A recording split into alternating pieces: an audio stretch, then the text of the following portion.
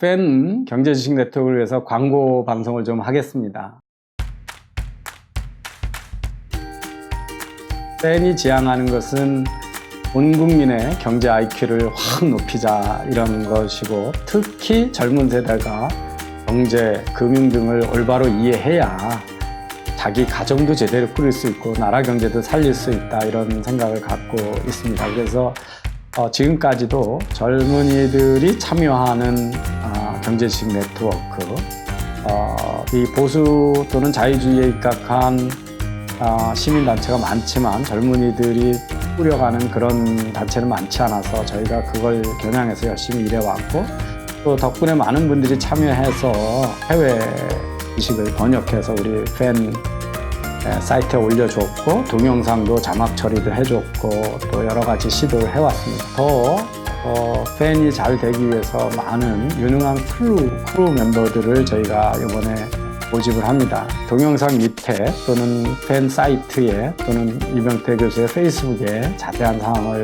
광고하겠습니다. 참여해 주시면 열심히 하신 분들한테 젊은 참여자들, 크루 멤버들은 특정 기간이 끝나면 해외 연수를 지원해 드리는 특전도 드리고, 또 그런 거 이전에 아마 참여하신 분들을 통해서 이야기를 들을 수 있겠지만 본인도 공부를 많이 할 수 있고 또 사회를 위해서 기여한다는 여러 가지 참여자로서의 보람도 느낄 수 있는 사이트라고 생각합니다. 그래서 아무쪼록 팬의 활동이 더 활발해질 수 있도록 유능하신 젊은 참여자들이 크루 멤버로 팬과 함께 해주시기 바랍니다.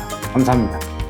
안녕하십니까. 경제지식 네트워크 이병태입니다. 최근에 기업의 총수를 정부가 지목하는 거에 대해서 뉴스가 많이 나오고 있습니다. 한진그룹의 조양호 회장이 작고하시고 나서 상속자들 사이에 누가 경영권을 총지휘할 건지에 대한 합의가 잘 안 되고 있는 것 같습니다. 그런데 이제 공정거래위원회가 그 내부의 합의가 이루어지기 전에 큰아들이 네가 재벌 총수야, 이렇게 지목을 했습니다. 그런가 하면 시중에 현대자동차의 정몽구 회장이 동안이 있으셔가지고 제대로 경영권을 행사하지 못한다는 소문이 많이 들고, 또 현대자동차 그룹도 그 정의선 부회장의 중심으로 그 경영체제를 정비했다고 이미 발표를 했습니다. 그런데 공정거래위원회에서 현대자동차 그룹의 총수는 정몽구 회장이다, 이런 얘기가 됐고요. 최근에 또 다음 카카오가 얼마 전에 네이버에 이어서 이 재벌, 대규모 기업 집단이라고 하는 거로 새로 등장을 하고 거기에 총수 지명이 있었습니다.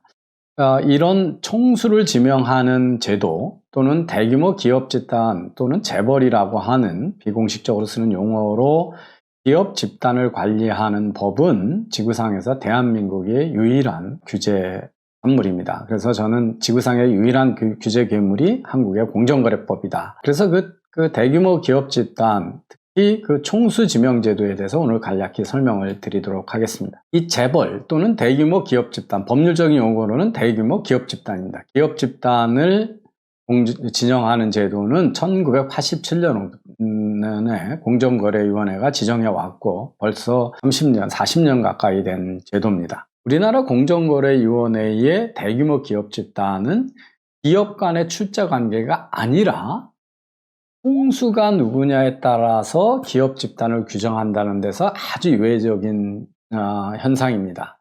그래서 우리 총수를 이 공정거래위원회에서는 동일인이라고 얘기를 합니다. 동일인은 뭐냐면 여러 개 기업의, 그러니까 기업 집단이죠, 한 사람이 영향력을 미친다. 그래서 동일인이라고 이름을 붙이는 겁니다.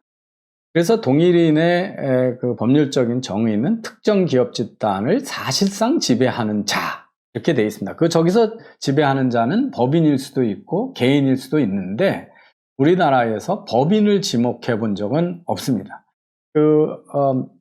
한 2년 전인가요? 네이버의 창업자가 우리는 여기는 무슨 개인, 내 가족들이 와서 지배하는 것도 아니고 나는 소수 지배자고, 그러니까 네이버가 자회사들을 하고 있는 거에 총수라는 거는 이해진 개인이라는 건 말이 안 된다. 그러니까 네이버를 동일인으로 지목해 달라고 요청을 했는데 공정거래위원회에서 부인을 했습니다. 롯데그룹 같으면 일본에 있는 페이퍼 컴퍼니가 사실은 모기업입니다. 그러니까 그 기업이 우리나라에 있는 롯데그룹을 지배하고 있으니까 원래 일대로 하면 그 일본에 있는 모기업이 사실은 동일인이 돼야 되는데 여전히 이제 신격호 회장을 동일인으로 지목을 한 거죠. 그래서 이 동일인의 어떤 기업 집단의 사실상 지배자라고 하는 최종 지정 권한은 공정거래위원회가 있다는 겁니다. 그러니까 회사가 아니라 기업이 결정하는 게 아니라 정부가 이 여러 개 회사는 네가 다 관리하는 거야 이렇게 지목하는 아주 웃지 못할 그 규제법원이 우리나라의 공정거래법이라는 거고요. 그런데 여기서 기업 집단을 어떻게 정의하냐면 사람을 중심으로 정의를 하는 겁니다. 그래서 당연히 이제 그 사람이 지배하는 기업이 가지고 있는 계열사는 다 포함이 되죠. 그래서 그걸 그룹 계열사라고 그러죠. 이게 법인 간의 투자 회사입니다. 그러니까 삼성 그룹에 뭐 삼성물산이 삼성전자를 가지고 있고 삼성생명을 가지고 있고 그러면 또 생명이 그 밑에 화재도 있고 증권도 있고 뭐 이렇게 쭉 있죠. 그 다음에 전자 밑에 전기도 있고 뭐 SDI도 있고 삼성 SDS 그러니까 이게 다 투자 회사입니다. 그런데 거기에 그치지 않고요. 이 대주주의 친인척 중에 혈족 6촌, 친인척 4촌의 지분 보유 현황하고 이들의 회사도 동일한 기업 집단으로 본다는 겁니다. 근데 여러분 요즘 6촌 형제들 다 만나시고 계시나요? 그리고 이 전제 조건은 뭐냐 하면 6촌 형제가 가지고 있다고 한들 사실은 차명으로 숨겨서 관리하고 있는 회사다. 이런 걸 전제하고 있는 겁니다. 그리고 인척의 사촌이면 외가 사촌, 고종 사촌 이런 거거든요. 외사촌이 가지고 있는 것도 다 그러니까 처가 회사도 다 대규모 집단에 포함이 됩니다. 그래서 만약에 이제 조양호 회장이 죽어서 그 밑에 아들이 동일인이 되면 조양호 회장의 혈족 6촌하고 아들의 혈족 6촌이 바뀌죠. 인척도 바뀌죠. 내가 나의 처가로 되고 외가가 되니까 다 바뀌잖아요. 그래서 동일이 사망해가지고 상속을 해도 대규모 집단 범위가 바뀝니다. 조양호 회장을 괴롭히기 위해서 검찰이 수사했던 것 중에 수사하고 기소한 것 중에 뭐가 있냐면 사촌 형제들이 가지고 있는 회사를 대규모 기업 집단으로 밝히지 않았다는 겁니다. 신고하지 않았다는 거예요. 사촌 형제가 가지고 있는 게 저하고 무슨 상관이 있어요? 그런데 어쨌든 그걸 기준으로 대기업 집단을 지정하는 완전히 혈통주의적이고 그런 거에 대해서 이상한 법이 우리나라의 대규모 기업 집단에 관한 법입니다. 그 대규모 기업 집단이 되면 두 가지 큰 의미에서 제약을 받는데요. 하나가 공시대상 기업 집단이 되는 겁니다. 이게 자산 총액이 5조 원. 이 5조 원이면 아주 작은 기업이거든요. 그 다음에 10조 원이 되면 상호 출자 제한 기업 집단이 됩니다. 그런데 이 상호 출자 기업 집단은 뭐냐면 상호 순환 출자로 투자를 하면 안 되는 겁니다. 지주사가 있어야 되지 순환 출자는 안 된다라고 하는 걸 가지고 있고요. 그래서 공시 대상 기업 집단이 되면 뭘 감시를 하냐면 대표적으로 감시되는 거가 내부 거래입니다. 계열사 안의 거래를 못하게 감시하는 거거든요. 그래서 이제 아까 말씀드렸듯이 이건희 회장이 살아있으니까 정의선 체제 구축해도 정문구 회장이 동일인이다 이렇게 지정을 하고요. 이건희 회장은 법적으로 생존하지만 또 실제적으로는 경영권을 행사할 수 없는 상태이기 때문에 이재용 부회장이 동일인 또는 총수로 지목을 해놓고 그래서 아직 상속이 일어나지 않았기 때문에 승계하지 않았는데 실제적인 경영권을 하는데 이 승계 작업을 위한 편법 혐의를 적용해서 지금 삼성 바이오 사태 또는 전환 사채를 가지고 여러 번 괴롭힌 적이 있죠. 그다음에 아까 얘기했듯이 네이버 이해진 총수가 본인 일가가 지배하는 것도 아니고 본인은 그냥 창업주일 뿐인데 네이버를 지목 안 해주고 이해진이 단 개인이 총수다 이렇게 지목을 한 거죠. 아까 말씀드린 대로 한진의 조양호 회장의 검찰 수사 명분이 사촌들 회사를 신고 누락했다 그러는 겁니다. 200건에기는 민망합니다만 세월호 사건 시에 유병헌 회장은 세월호 운영회사하고는 아무 관련이 없는 세월호 운영회사를 가지고 있는 지주회사의 대주 중에 여러 명 중에 한 명뿐이었습니다. 그런데 내부 문서의 회장이라고 쳤으니까 사실상 지배를 하고 있었다는 이유로 이건 그 재규모 기업 집단도 아닌데 회장이라는 명칭을 썼기 때문에 실질적인 지배하고 있다라고 하는 것이 검찰 수사의 단서였습니다. 그래서 우리나라는 이 상법이 가지고 있는 최고 경영자와 이사의 의사결정권을 믿지 않고 회장이라고 하는 비공식 의사결정권을 더 경영권을 갖고 있는 근거라고 하는 이런 법률 체계를 가지고 있습니다. 그래서 이제 아까 공시 대상 기업 집단이 되면 대규모 내부 거래에 대해서 이사회가 반드시 의결 사항을 하고 외부에다 공지해야 되고,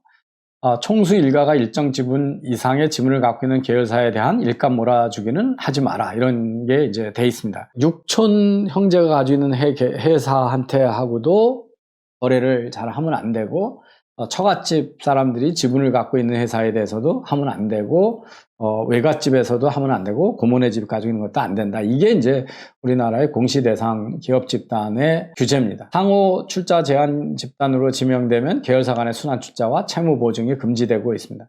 그리고 여기서 이렇게 실제적으로 거래가 일감 몰아주기가 일어나고 순환 출자가 되고 채무 보증이 되면 책임은 동일인 총수가 져야 된다라고 되어 있습니다. 그래서 사실은 대표이사와 이사회의 법적인 권한을 인정하지 않는 이런 법이 있습니다. 우리는 제가 재벌은 외국에도 있느냐 이런 얘기를 다른 동영상에서 만들었습니다. 재벌은 전 세계에 다 있습니다. 총수 제도를 법적으로 정해서 정부가 지명하는 제도, 그리고 총수를 혈족을 중심으로 계열사 간의 투자가 아니라 혈족을 중심으로 관리하고 규제하는 제도는 전 세계 어디도 없다. 정부가 기업 집단의 의사결정자를 지목하는 이상한 나라가 돼 있고요. 쥐꼬리만한 지분으로 지배한다는 비판을 공식화한 거죠. 이거가 되면 네가 지배하는 사람이니까 네가 책임져야지, 그래놨으면 그 다음부터는 쥐꼬리만한 가지고 지배한다고 비판하면 안 되는 거죠. 그렇게 하라고 지금 네가 의사결정 가지고 있는. 그런데 지금도 맨날 비판하는 거는 쥐꼬리만한 지분으로 황제 경영한다고 그러면서 법으로는 네가 책임 다지라고 만들어 놓은 거거든요. 그러니까 이게 얼마나 앞뒤가 말이 안 는 거라는 거고요. 지분 관계 없는 재산 상태도 다 신고하고 집단 계열사로 간주한다는 거고요. 5조가 넘어가면 불법이든 게 불법이 됩니다. 그래서 중견기업에서 내부 거래 막 하고 있는데 그거는 아무리 내부 거래를 많이 해도 다 합법인데 대기업 집단이 돼서 5조가 넘어가면 그때부터는 불법이고 감시 대상으로 바뀌는, 기업 규모에 따라서 불이익을 주는, 큰 기업이 되면 불이익이 주는 일이 되는 거죠. 경영권 보호도 어렵게 만들고 투자 활성화가 됐던 순환 출자나 계열사 출자를 못하게 하고, 한 회사가 망해가는데 그냥 망해라는 거죠. 다른 회사 살려서 시너지 만들지 말고. 그래서 지급 보증이 금지되고 이렇게 된다. 그게 과연 이 지급 보증을 안 해서 한진그룹이 한진해운을 살렸으면 지금 더 좋았을까 나빴을까? 국가 경제로 보면 우리는 지금 물류 체계가 망가져가지고 전 세계에 지금 해운 회사들이 중국이 물량이 많으니까 중국 거 먼저 배정하고 한국 거 안 하기 때문에 상당히 비싸게 지금 해운 가격이 올라가 있는 상황이거든요. 그래서 지급 보증하는 게 반드시 나쁜 거냐? 생각해 보시죠. 계열사 많은 거 중에 살려놓으면 그 다음에 고용도 계속 유지가 되고 경제 활성화될 텐데 죽는 게 맞는 거냐. 이게 이제 소액 투자자들의 이익을 침해한다고 봐서 그러는데, 그럼 거꾸로 이 회사가 어려워질 땐 저쪽 회사가 또 도와주잖아요. 그래서 이런 일들이 안 되게 그렇게 돼 있고, 그리고 이제 상법 체계는 기업이 규제 대상인데 기업 위에 동일인이 있다고 가져하고 그 체계를 만들어 놔서 상당히 예외적인 괴물적인 법안이다. 그러면 이제 이렇게 얘기할 수도 있습니다. 사실상 그렇게 하고 있지 않냐. 근데 그걸 사실상 하고 있으니까 법 체계에 없는 새로운 규제를 만드는 게 맞는지, 아니면 엄격하게 회장이 이사회 멤버도 아니고 경영자도 아닌데 그냥 대주주인데 회장이란 타이틀이 있다고 해서 만약에 경영 지시를 했다. 그래서 문제가 되면, 근데 그게 부당하고 회사에 나쁜 인대가 되는데 이사회가 그걸 받아들여서 총수를 위해서 의사결정을 했다고 그러면 최고 경영자하고 이사회를 엄격하게 배임으로 처벌을 하면 되죠. 그러면 부당한 총수의 지시를 거절할 용기가 없는 사람은 최고 경영자나 이사 멤버가 안 되면 되는 거잖아요. 그렇게 정상화하는 방법이지, 이렇게 비공식적인 거를 법제화해서 이렇게 어려운 법 체계를 만들어 놓는 게 좋은 일이냐는 거죠. 한국 법에 의하면 빌 게이츠는 아직도 마이크로소프트의 총수가 됩니다. 왜냐하면 기업 집단에는 회사만 들어가는 게 아니에요. 비영리 단체도 다 들어가거든요. 재단도. 상법이 이사회와 주총이 최종 의사결정권자이고 최고경영자한테 책임을 물리는 거하고 달리 이 공정거래법은 동일인 총수한테 책임을 묻고 있고, 그래서 이해진 창업자가 볼 듯이 나 총수로 빼달라고 그러죠. 왜냐하면 나 때문에 내 사촌들하고 육촌들도 다 고난을 받는 거거든요. 그건 누가 좋아하겠어요? 그래서 서로 총수가 안 되겠다고 그러는데 정부가 총수를 지명하는 겁니다. 그래서 이거는 안재벌 선동이 만들어낸 혈통주의에 입각한 아주 시대착오적인 규제법이고, 그래서 재벌이 괴물이 아닙니다. 우리나라는 괴물인 것은 65%를 국가가 뺏어가야 된다는 상속세가 괴물이고, 공정거래법이 괴물이라는 걸 이해하시고, 지금의 그 동일인 총수지도 지명체제가 얼마나 전 세계에 없는 이상한 제도가 우리나라에 계속 유지되고 있는가를 한번 생각하는 계기가 됐으면 합니다. 감사합니다.